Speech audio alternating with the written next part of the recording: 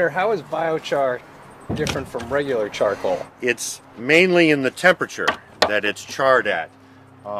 Normal, traditionally made, stinky fuel charcoal is made in slow burning, low temperature charcoal kilns which burn at about 400 degrees Fahrenheit.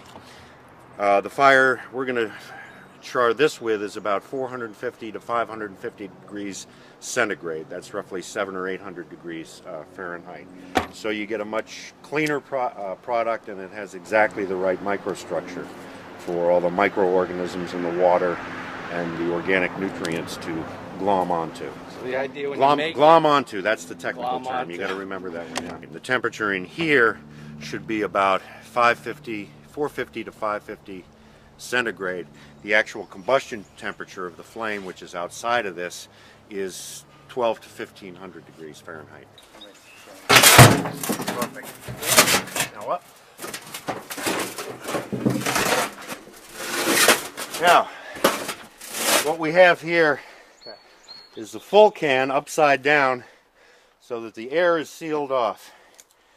Not completely airtight, so it won't hold pressure, so there's no danger of an explosion. But it's tight enough so that the pyrolysis gases can escape from this inner tank into the combustion section, but no oxygen can get back in at the end of the burn to burn the charcoal. Now we're going to load up the kindling. This initial burn, this first phase burn, is going to burn from the top down. We light it at the top, feed it air from the bottom, and it burns in a very thin but very hot and very clean combustion layer. And that's the heat that goes into the inner chamber and starts the charring process. As that charring process kicks in, the wood gases from inside the closed retort escape into this chamber here where the combustion is going on. Now, the old-fashioned way of doing this, which is to build a big mound, cover it with mud or clay, and restrict the airflow into it so that it burns very slow at a very low temperature. Just about the worst kind of pollution there is. A lot of long-chain hydrocarbons, tars, ash, carbon soot. It's really a nasty way to make charcoal. When we do it this way, where we separate the fire from the char feedstock, we get a clean, hot flame which reduces all of the volatiles to a little bit of carbon dioxide and a lot of water vapor. The ideal concentration of biochar is about 8 or 10% of soil mass, and that figures out to about 10 or 15 tons per acre, depending on how deep you're trying to build your topsoil. We do this primarily as a demonstration with a unit this size, although this unit would be pretty good for the small gardener with raised beds, flower pots, that kind of thing. Because the spaces are so small in this, it's a little bit difficult to squeeze a heat exchanger or a gas tap in here. But when we have a unit that's capable of taking a ton an hour of dried feedstock, there's all kinds of opportunities to tap off flammable gases, heat from exhaust gas. We can put in water jacket heat exchangers, air heat exchangers, all kinds of things. And we're going to light it at several different places here because we want a nice even burn all the way around the top. Carbon accounting is a huge part of alternative energy strategies, and like everything else in this relatively new field, it needs a lot more development. But Dr. Johannes Lehmann of Cornell University has recently published a book called Biochar and Environmental Management, which is a compendium of all the current scientific studies on biochar from its chemistry to its economics. And there are several studies in that book which touch on the carbon accounting and carbon economics of it. The biochar regime, or the biochar system, is an effective and highly carbon negative strategy, a way to sequester carbon in the ground essentially indefinitely by removing it from the natural carbon cycle. So what I'm going to do now is close the lid, which will restrict the air intake to these holes down that are cut in the bottom of the outside container. And that draft will be helped by the stack effect of this chimney. You can see all the smoke coming out of there now. That's because there's not really enough draft going in there to burn those gases efficiently. But when I put this stack on,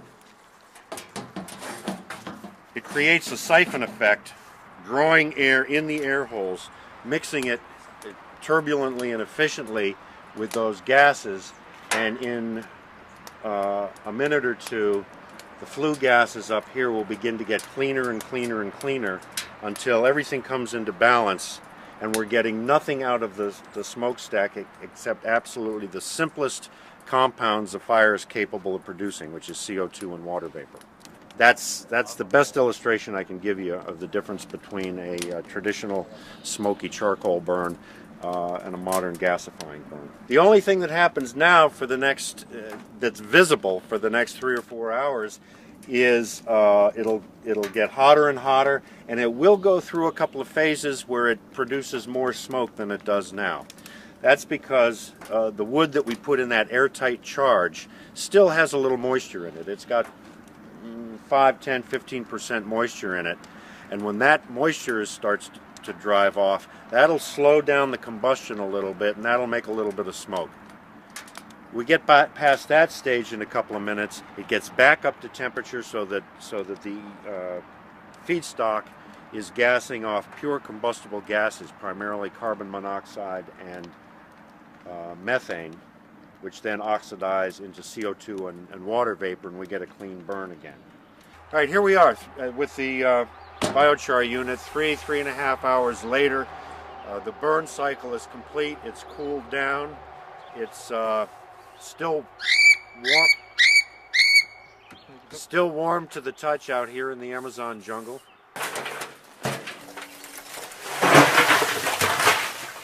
The biochar has a microporous structure, and it also chemically attracts organic molecules and water and tends to hold them in place to make them available for the plants. It has to be soaked or saturated or inoculated with all of those elements before it goes in the ground. Otherwise it'll be competing with the plants for the water, the microbes, and the nutrients, and it can actually harm the plants if it goes on raw. So what we do is mix it with soil or a good active organic compost before it goes in the soil, so it soaks up its full complement of water and nutrients and microbes, so that it can make those available immediately to the plants as soon as it's added to the soil. At optimum concentrations, your soil will ultimately be, after some time, repeated applications of biochar, you want to work up to about 8 to 10% by weight of the soil content being biochar. With the 30 pounds or so we have here, you would add this to maybe 300 or 400 pounds of soil, which is not going to be a huge area. It's going to be a small patch of a garden, some 30 or 40 square feet. We need to scale up from the 30 pound at a time batches. So my company, New England Biochar, has recently acquired the American rights to a retort design that was developed by a German engineer working in Burundi, Niger, India, and Peru, Mr. Christoph Adam, who has designed the Adam retort based on the same simple technology as this char was produced, but in batches of 700 or 800 pounds at a time. That's 700 or 800 pounds of char produced with essentially the same effort and essentially in the same cycle time as this 3 or 4 hour batch.